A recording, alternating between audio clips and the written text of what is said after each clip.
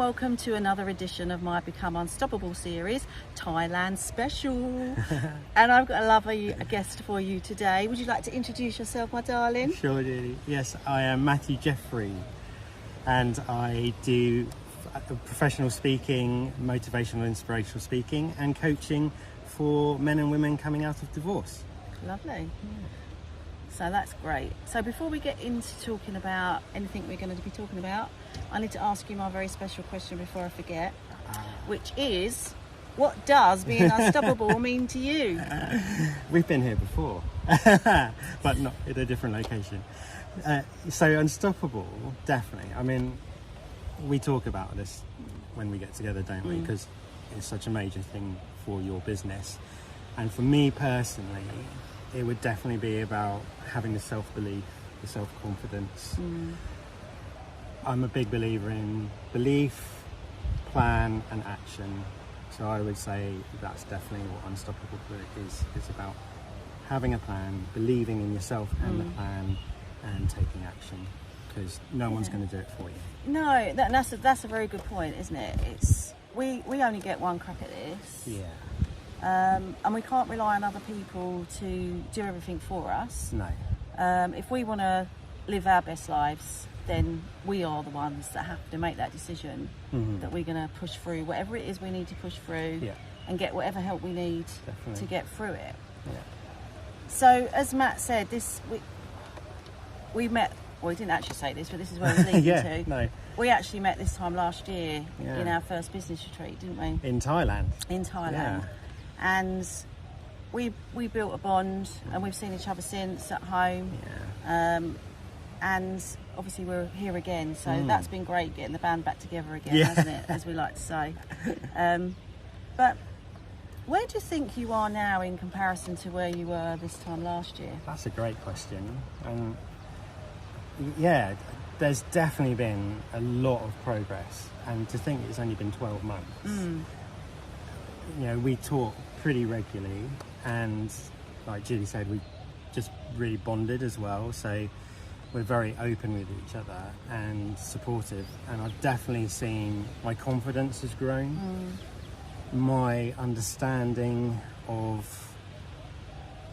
how to operate within the speaking world and the coaching world is definitely increased tenfold. And it's been a real journey of personal development, but by doing that I can then pay it forward, which is what I really love, because you know, I had big stuff going on, and by understanding my own experiences and how that can be relatable to others, I think that's a really powerful thing. It's not trying to put anyone up on a pedestal, it's just about telling stories, being open and sharing. And if that relates to someone or just, you know, hits them in a way that they can then go, oh wow, I understand that, then that is doing good. Yeah, and when we're both from the corporate world, well, I don't know if you call yours corporate, but paid employment, which you are still in at the moment, but because when you want to make these changes, it doesn't happen overnight, does it? And as much as you can make quick changes and you can start seeing your transformation, it's not, I went on a course and now I'm fixed. It doesn't work like that, does it? No, and I think that's a big misconception out there. It's very easy to invest in yourself, which is a great thing to do, but you've got to have the right understanding that it's not a golden ticket. You know, there's work that comes with that. There's financial investment, time investment, energy investment, and emotional investment. And like anything in life, it's you put in the work and you get it back. You reap what you sow, don't you? Yeah, definitely. And I don't know about how you felt about this, but when I was in the corporate world, I didn't even know that being an entrepreneur was a thing I wanted to do. It wasn't something that I thought, oh my God, I'm going to do this, right? I mean, far from it. If anyone had said it to me, I probably would have said, don't be so ridiculous, right? But when I started on my journey, that's when I kind of discovered, actually, there are other things out there. And then you realise, I mean, I didn't start my journey until I was 52.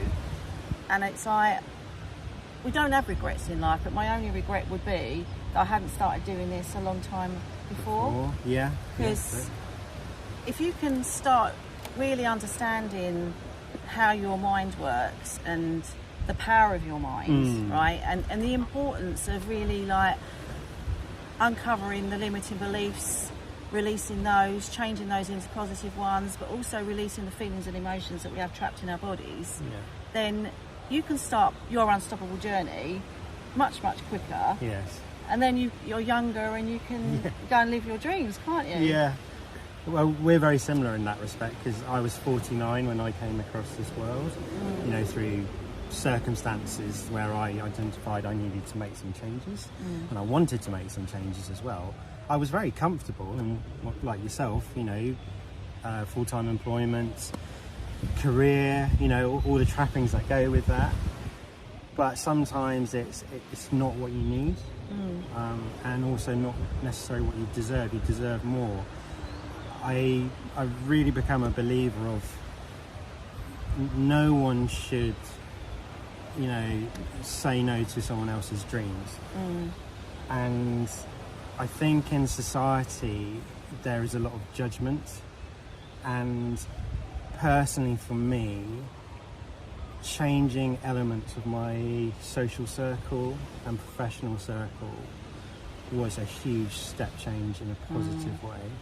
And it's something that you're quite fearful of doing, particularly after many years of, you know, relationships, with, you know, be that platonic friendships or business relationships, to actually make a step away. That's kind of huge. Yeah. And I do joke that, you know, essentially because of what happened to me, I died at 49. So I'm now only 2 years old. Yeah. So I need to make the most of, not repeat the same mistakes I did in 49. And people are probably thinking, what does he mean by that? But do you want to just, before you do that though, because I just wanted, there was something I was thinking about just now. We'll talk very quickly about that, but which will lead into this, because it's about, we all have things that happen in our lives, and sometimes it takes something bad, awful, traumatic to happen to us before we actually realise that, oh my goodness, I need to make a change. Yeah. Now, without going into too much detail, you literally died, didn't you? Yeah. And then you were brought back to life, literally. Yeah. And at that moment, you were just so grateful to be reborn, weren't you? Yeah, it was a very weird experience, and it's a funny one to talk about in some ways, because there's a lot to process. But essentially, I had two of the most fatal cardiac events you can have for completely unexpected reasons. I'd always worked hard on my fitness, looked after my diet. The cardiologist and his team were just, we don't understand why you're here, Matthew. And I, for some reason, was able to fight for life, literally. And with very low odds, he did say later it was a 7% chance of survival. 7? Yeah. And when I actually saw him a few months later after the procedures and initiating my recovery, we got together in person, and it was a lovely moment, because I wanted to thank Dr. Sulfi direct in person, and he got a little bit emotional. Did he? Yeah. And he just said, he's so proud of the work you've put in. And again, relating back to what we were talking about. And that's why he does what he does, right? Because we'll talk about a bit about what we both do in a moment, but he's trained for all his life, effectively, right, to become a top-notch surgeon. Yeah. And and I love that and you probably feel the same as well, when you've worked with some clients and they, even if they do a testimonial or something like that, but even when you just contact them, I contacted a few of mine recently, actually. I just sent a few of them are just coming to my mind, so I sent a voice note, and it was so lovely getting the response. Nice. Oh, I'm doing great, and I'm doing this, and if it hadn't been for you, I wouldn't be doing this, and that's why you do it as well, isn't it? Because getting that feedback from other people about how you've helped them I'm in tears quite a lot, really. I'm a bit of an emotional wreck at the best of times, but it's that feeling of gratitude and love, isn't it? And that's what's really important. Yeah, it brings back the humanity. Yeah, definitely, because everyone's got feelings. Some people just mask them. Oh, that's weird. Oh, that was really weird. In the middle of nowhere with this lovely backdrop, and we got this funny little noise going on. Yeah, apologies. But I mean, even this morning we were up with my husband Andy, weren't we? We were doing yoga. And how beautiful was that? Oh, it's lovely. Sorry, I don't know how this is. You must be sitting on your... Let's get rid of that. Apologies, folks.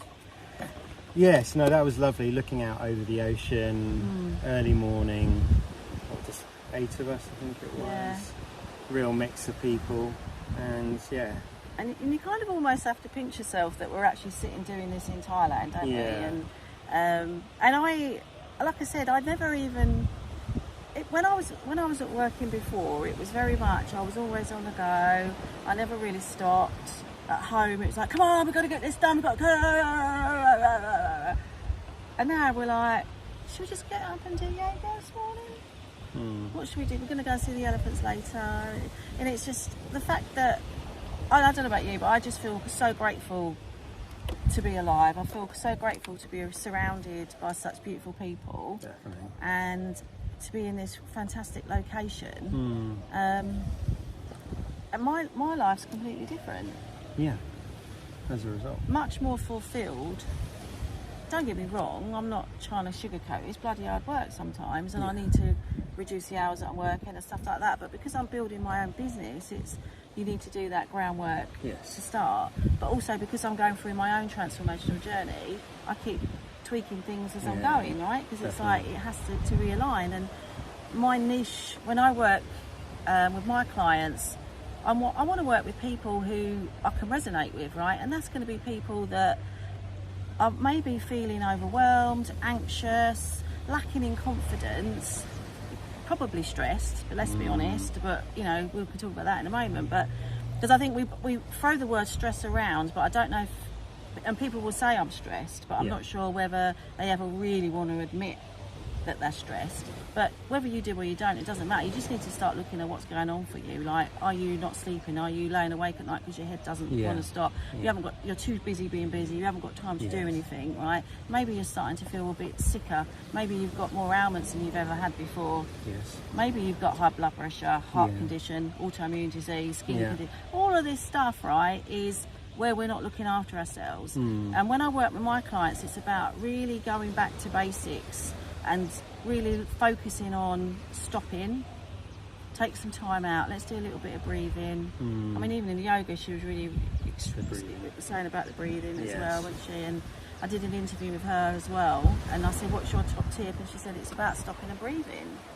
And we can all make these small changes really quickly by just taking time out, even if you start with 5 minutes, and then just take yourself away and just start breathing. And then go back to your day and then gradually build on it. But sometimes we can't do this because we don't know how. Yeah, and it's also, particularly in the UK, we do have, in my opinion, a slightly imbalanced work-life scenario. And I've been guilty of it in the past. You just do what you do in the job. And that's just kind of the expectation from yourself as much as anyone pressure, else. Yeah, and just taking time. Ever since I've started doing meditation, that has been a massive game changer. Yeah, like a really positive one. And it's just, you know, even 15 minutes. But I don't know about you, but and we was having this conversation last night actually with one of our friends who said, but I can't stay still. And I said, I know, I was like that. I couldn't. I'd have like, what am I having for dinner? What work have I got to do? What call have I got to make in a minute? But I said to him, it's about practice. It's like you wouldn't go to the gym and just pick up massive weights and expect to be able to do it, would you? Without starting off small and building up. And that is really what it's about.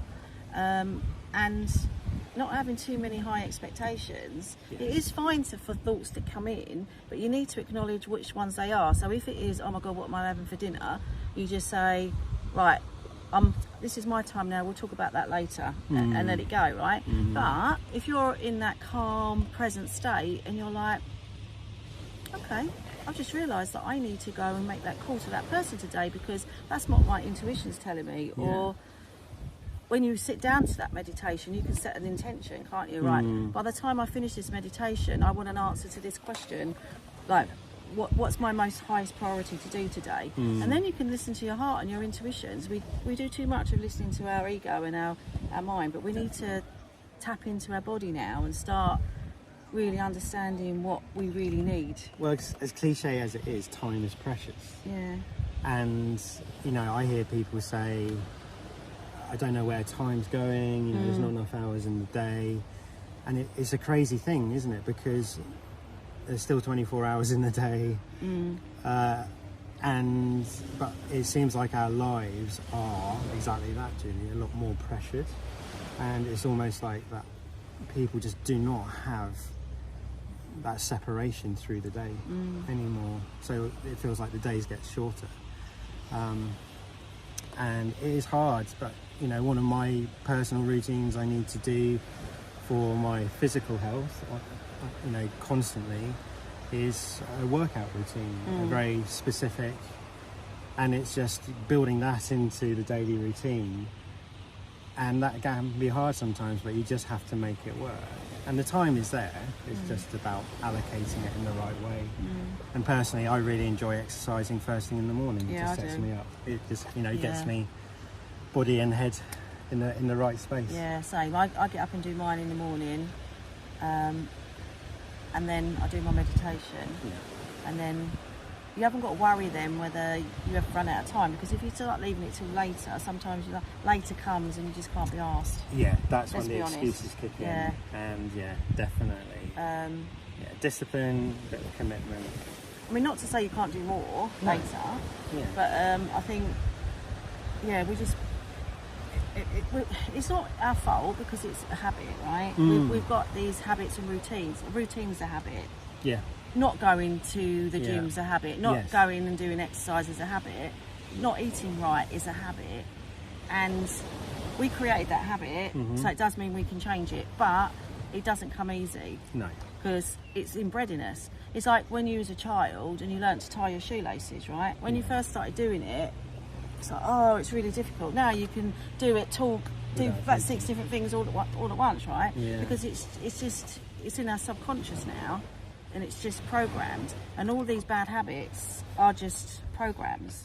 Yeah, that actually really made me think to a recent moment, well, just over a year ago. So in cardiac recovery, you get support in the initial stages, and one of them was a group exercise class. And a lot of people there hadn't necessarily done like formal exercise before. It wasn't part of their daily routine, and you know that's the way it is. That's probably quite common, isn't it? Because if you're generally having a bad heart, a lot of the time it's because you're not looked after. It's exactly what you've just been talking about. Yeah, absolutely. And one of the things that stuck with me was the nurses. They said they would push you really hard. It's very cardio, very HIIT, high intensity interval training base, with some yoga thrown in as well. And they just said, Matthew or whoever, if you're able to hold a conversation with me while you're doing this routine, you're not working hard enough. And I think that's a great analogy, is you just got to work a bit harder, because it's very easy for us to, like, I could rock up to that exercise class and go, well, you know, I'm doing the arm lifts, I'm doing the high steps, I'm doing the cycling, and I've done it, and it's almost like a tick. You know, I've done it, I'm okay now, you know, I'm gonna be okay. But the reality was, you could do that, but it's not at the right level. But equally though, it's not necessarily working harder, it's working smarter, isn't it? It's about doing what you need to do. And as a woman in the prime of life, right, we get told now that we shouldn't do too much cardio. Right. So it's more about you do weights and stuff, but not so much the cardio. So depending on whether you're male or female, ages, so you have to kind of work on whatever works for you. But the point being, there's no point just going through the motions. And you said that, going through the motions. I was doing that with my meditation. Right. I'd lay there and I would think about everything else other than not thinking about anything. Yeah. And then I go, oh, good for me, tick. Yeah, I meditated today, can't Yeah. you? And it's like, yeah, but you didn't really though, did No. you? And actually, it was one of my clients that said something that was really good, because you learn from your clients all the time, don't you? And he said, I don't see the point of meditation. I said, all right, what do you mean? And he went, well, what are you supposed to do with it? Just that, and I can't remember what he said now, and it was something about, and I said, no, you're missing the point. It's about taking that time out to really visualise where you want to be and what you want to be doing. But I can't remember what he said now, but it really, actually, he probably made me realise that actually I was tick boxing. Okay, yeah. And I went, I think it was more around like, you got to set your attention, you got to have sure, the reasons to take time out for yourself, but you can utilise that time to visualise who you want to be. So that's what I've got, different audios now, which I've got for my clients as well. So one of them's like seeing yourself like future pacing. So who do you want to be? So you sit there visualising who you want to be. Yes. I don't know, in maybe a year, in 5 years' time, and you go and see yourself, and you go and talk to yourself, and you go and visit the future version of me, right? Yeah. And then say, the future version tells me what I need to do. Sure. Right? And don't worry, you're on the right track. You just need to push through it's really powerful. Time travelling. Yeah, you do. That's cool. And you can time back as well. So you can time forward and time back. Yeah, I like that. I like that. And that's something that I use as well with my system and my coaching, and particularly my speaking. I really love this analogy. Maybe this is what I'll leave you with. And hopefully it's helpful. Is imagine you're driving a car and you're on a big open road in front of you, like tree lined but very clear open road, beautiful horizon ahead of you. So that's your destination. But the road just keeps going on. And you've obviously got your rear view mirror. And I'm a big Pearl Jam fan, and one of their famous songs is a song called Rear View Mirror. And the end refrain is, saw things so much clearer once you were in my rear view mirror. And I was working on this a little bit. I was using it in talks, and people were really responding to it so well. It was lovely. And I just had one image of the windshield and the rear view mirror and the lines down the road. And what I turned around and said was, it's important to have the reference in the rear view mirror of what's behind you, but that is a point of reference. It's not the point of destination. So as we travel along in our lives or daily routines, be aware of what you've done, because that's what makes you who you are, good, bad and indifferent. But the reason that the windshield is so much bigger is because that's where we need to be looking through and looking around at opportunities ahead. Yeah, that's amazing. And for me, that really works. And thanks, Pearl Jam. That's good, isn't it? We were talking about analogies the other day, and I don't know if I told you my one. Do you remember the game Kaplunk? Yes, I love that. Right. My sister always been in it. So I don't know if the youngsters would necessarily know this, but Google it, right? Are you aging us now? Yeah. So Kaplunk, right? It's a game you've got kind of like a body shell, and you get these little sticks, right? And the idea is you put all the sticks, and they're all crisscrossed around, and then you pile a load of marbles on top, right? And the idea is you take in turns, and you have to pull a stick out, but you don't want the marbles to drop, right? So you want to have the least amount of marbles. That's right? Yeah. And when I was thinking about this the other day, and I thought, what I do is when I'm working with my clients, right, what we want to do is free them from their old limiting beliefs, their old trapped emotions, trapped feelings that are held in their body, right? So I thought, actually, if you imagine that we're going to slowly pull out those sticks, but what we do actually want to do is for those marbles just to drop through, because then you're just freeing yourself of all that negative emotion, negative beliefs, so that you can actually just free yourself of it. Be lighter. So, I don't know, maybe No, I really like that. And isn't it weird that here we are, sat together again, and I said this to you earlier, we've known each other essentially 12 months straight. It doesn't feel like that. No. And that happens in everyone's lives, isn't it? That they form relationships, friendships, and you just pick up where you left off, if there's been time in between. And it's just, I think it's awesome that we're both doing what we're doing, and you're a real powerhouse at what you do. You really are. You really are. I'm very respectful of everything you do, and I always look forward to seeing what Julie's up to. and equally so, I'm really enjoying my journey as well. And you know, it takes some twists and turns, and I know we both had some challenges, you know, over the last year. But it's great just to keep moving forward and to be able to speak to people on a human level and positively assist.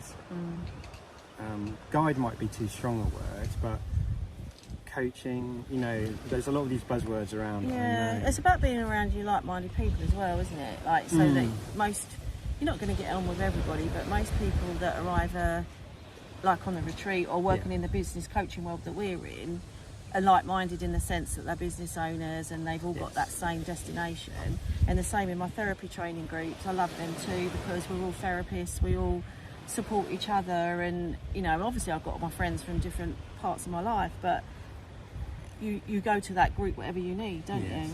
You know, I've got school friends. If I need them, I go to them. If I need, do you know what I mean? You just go with who you need to be with. And do you think it almost like narrows a bit and becomes a bit more focused? You know, when we're younger, it's almost like the number of friends is the important thing, the spread. And as we get older and have more life experiences, we almost like focus in a bit more. And it's not about saying you've got to have fewer friends. No. It's great to have a wide number of friends. But I think what you do though, you work out, once you start working on yourself and you start learning to love yourself and trust yourself, that's when you start working out which people need to stay or go in your life. Definitely. And sometimes that might even be family, but even then sometimes you just have to let them go. Or you just have to change the way you think about things, and when you see them you just put your magic protective coat around you, you know, like your rubber coat, your shield, you know, so that they can't penetrate your heart and upset you. But sometimes you do have to streamline who you hang out with, because you don't want to be hanging around people that bring you down. No, I massive believer in the rule of five, you know, and I personally experienced it. I've seen clients experience it as well, and it's something I do actively put in. You want to be ringing the 5 people around, and it doesn't necessarily need to be 5 per se, but you definitely need to look at your circle of contact. And if you're around positive people, fantastic. So just before we wrap up, do you want to just let everybody know what you're working on at the moment? Yes, that'd be lovely, thank you. Yeah, so I'm very much pursuing the platform speaking side of the career, which I really enjoy because it enables me to interact with a large number of people in one sitting.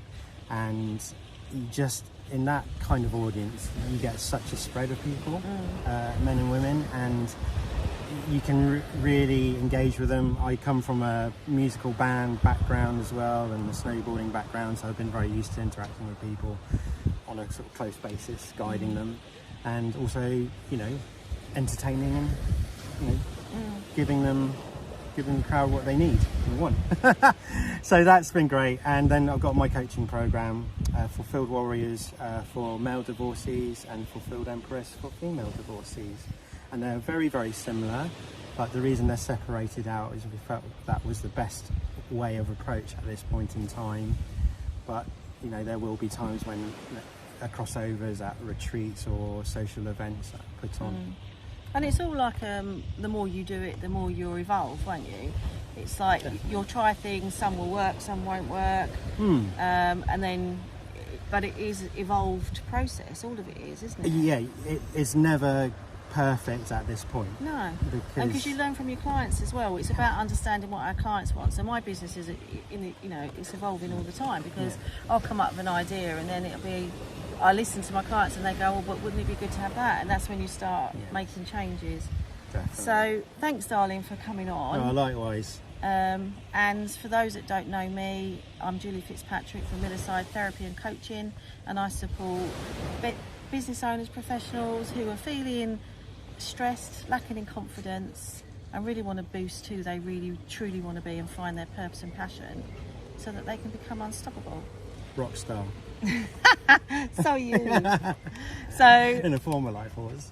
If you want to watch this video, you'll find that on all my social medias, but it will be on YouTube, and on YouTube you will find all my other videos as well. So just take yourself over to Millieside Therapy and Coaching on YouTube and like and subscribe. Awesome. And if you want to get hold of us, obviously our details will be somewhere around the video. So thank you for watching, and I'll see you with my next guest on my next interview. Thanks so much. Have a great day, folks. Bye bye.